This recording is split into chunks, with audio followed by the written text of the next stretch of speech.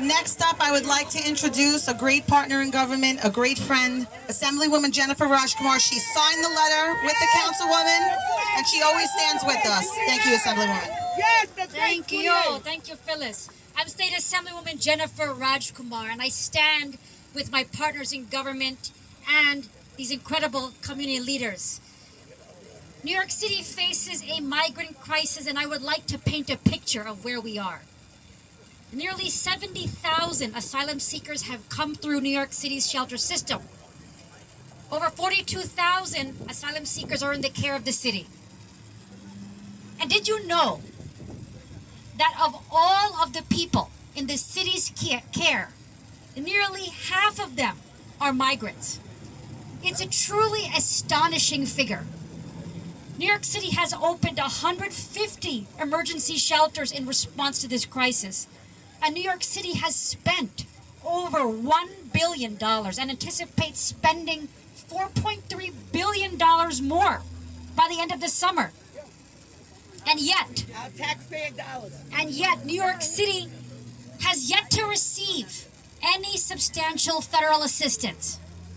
This is one of the most significant humanitarian crises that our city has ever faced, and we are facing it alone. So we are calling on President Joe Biden to help New York City, Yes, Biden. one of the greatest cities in the country. Our city is at a breaking point, and there is no remaining space.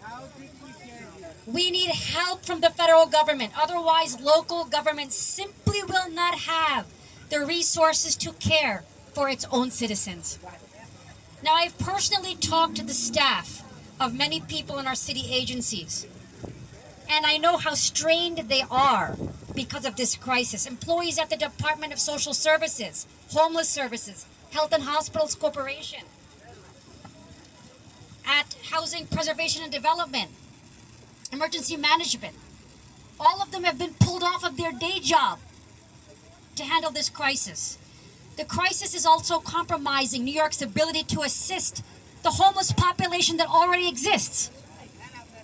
And guess what? At least 4,000 migrants are continuing to arrive every single week. New York needs help now.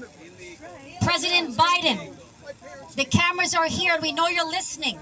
Please help us today. I urge Governor Hochul to ask President Biden to declare a state of emergency so that this crisis is treated with the seriousness that it deserves to be treated with, because this is an emergency.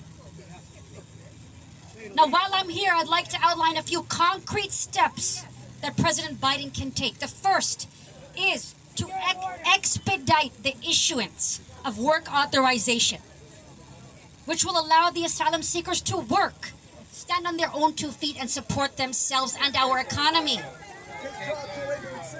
Now listen, everyone supports expedited work authorization on both sides of the aisle because it's common sense. And the White House can do it through executive order. The White House can also rush resources to expedite asylum claims, which would speed up work authorization. And thank you. Thank you, my friends. I have the mic right now.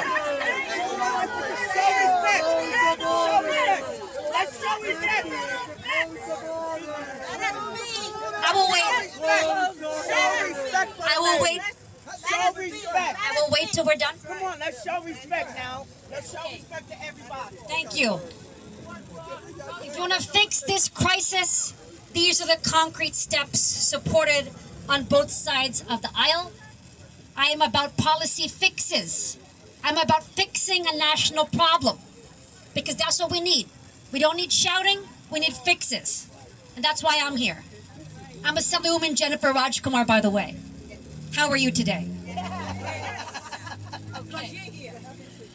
So, we also need President Biden to have a coordinated response.